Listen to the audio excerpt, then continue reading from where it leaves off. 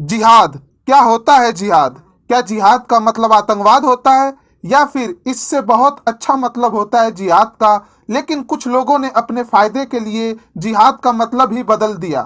तो नमस्कार दोस्तों, मैं प्रमोद यादव स्वागत करता हूं आपका अपने चैनल ऑलराउंडर क्लासेस में।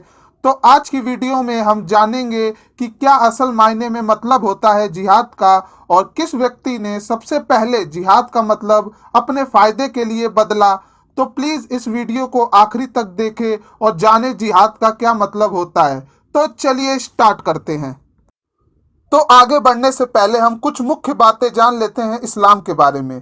कोई भी धर्म जो है वो हिंसा को बढ़ावा नहीं देता, ऐसे ही इस्लाम भी कभी भी हिंसा को बढ़ावा नहीं देता। इस्लाम के अंदर हर एक व्यक्ति के लिए कुछ कर्तव्य है जिसको हम इस्लाम के स्तंभ के नाम से जानते हैं। इस्लाम के अंदर 5 स्तंभ होते हैं, जिसके अंदर सबसे पहला स्तंभ है शहादा। शहादा के अंदर हर एक मुस्लिम को घोषणा करना होता है कि वह सिर्फ अल्लाह में ही अपना भरोसा रखेगा, अल्लाह के सिवा कोई और परमेश्वर नहीं है। दूसरा स्तंभ है सलात। इस पिलर के अंदर बोल रखा है कि हर एक मुसलमान को दिन में 5 बार नमाज पढ़ना जरूरी है। तीसरा है जक़ात। इस स्तंभ के अंदर बोल रखा है कि हर व्यक्ति जो अपनी कमाई करता है उसको साल में कम से कम एक बार जरूरतमंद को दान देना चाहिए। चौथा स्तंभ है सोम। इसका मतलब है रोजा। आप जानते ही हैं कि साल में एक बार रमजान का महीना आता है जिसके अंदर मुसलमान जो है वो रोजा रखते हैं। पांचवा स्तंभ है हज। जो भी अगर कमाता है और एबल है मक्का जाने के लिए तो उसे कम से कम अपने जीवन में एक बार हज पर मक्का जरूर जाना चाहिए। इस 5 स्तंभ के अलावा एक और स्तंभ है जिसे हम छठा स्तंभ बोलते हैं, जिसका नाम है जिहाद। जिहाद का मतलब होता है पवित्र युद्ध, लेकिन लोगों ने धीरे धीरे इसका मतलब बदल के धर्म युद्ध कर दिया है। पैगंबर मोहम्मद साहब, जिनको दूत बोला जाता है, अल्लाह का मैसेंजर बोला जाता है, उन्होंने बोला था कि कोई भी अगर हमारे देश या प्रांत में हमला करता है तो अपने देश को बचाना, अपने धर्म को बचाना जरूरी है और इसे ही हम जिहाद कहते हैं।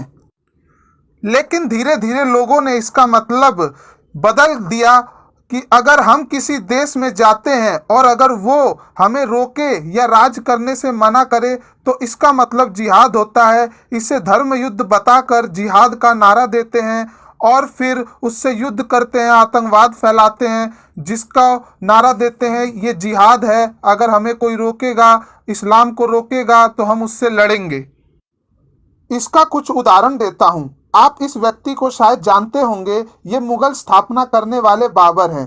पहले पानीपत युद्ध के दौरान जब इनका युद्ध इब्राहिम लोदी से हो रहा था, जो कि उस समय पर सुल्तान थे, तब उनका साथ बाबर का राणा संगा ने दिया, जो मेवाड़ के राजा थे और एक राजपूत थे।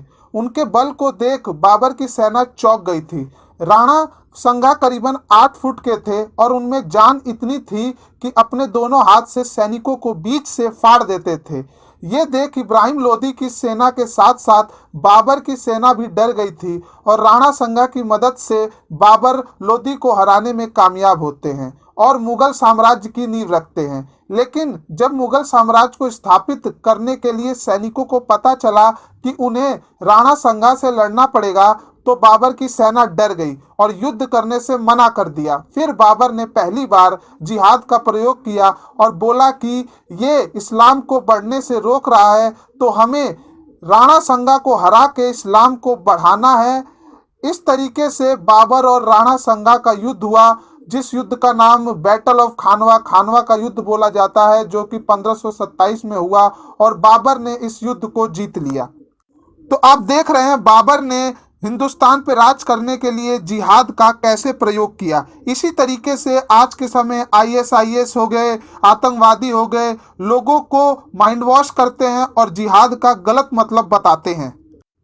तो चलिए अब आगे जानते हैं कि जो आतंकवादी संगठन जो लोगों को जिहाद बताते हैं लेकिन वो जिहाद नहीं होता, तो जानने की कोशिश करते हैं। जबरदस्ती किसी को इस्लाम कबूल कराना जिहाद नहीं होता। किसी देश या क्षेत्र पर अधिकार जमाने के लिए उस पर हमला करना, उससे युद्ध करना जिहाद नहीं होता। आर्थिक फायदे के लिए किसी इलाके पर हमला करना जिहाद नहीं होता। ताकत का प्रदर्शन करने के लिए हिंसा करना, मार काट करना जिहाद नहीं होता। निर्दोष लोगों पर, बच्चों, महिलाओं की हत्या करना जिहाद नहीं होता। किसी को हराने के लिए जैविक युद्ध का सहारा लेना जिहाद नहीं होता। यहाँ तक कि इस्लाम के अंदर युद्ध के लिए भी कुछ कड़क नियम बना रखे हैं, जैसे कि कभी भी युद्ध की पहल खुद नहीं करना, बादशाह या सुल्तान के निर्देश पर कभी नहीं युद्ध करना, जबकि सिर्फ धार्मिक नेता के कहने पर ही युद्ध की शुरुआत करना, कोई भी हो दुश्मन, उस दुश्मन की इज्जत करना, कभी भी युद्ध के दौरान कुएं या पानी में जहर नहीं मिलाना, रासायनिक और जैविक हथियारों का कभी भी प्रयोग नहीं करना, अगर दुश्मन शांति का प्रस्ताव रखे तो उसे तुरंत मंजूर कर लेना।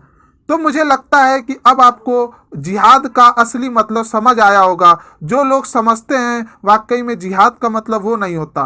मैं चाहता हूं कि आप इस वीडियो को दूसरे लोगों तक पहुंचाएं और लोगों को जिहाद का असली मतलब समझाएं। तो प्लीज़ मेरे इस चैनल को सब्सक्राइब करिए, वीडियो को लाइक करिए, शेयर करिए। Thank you.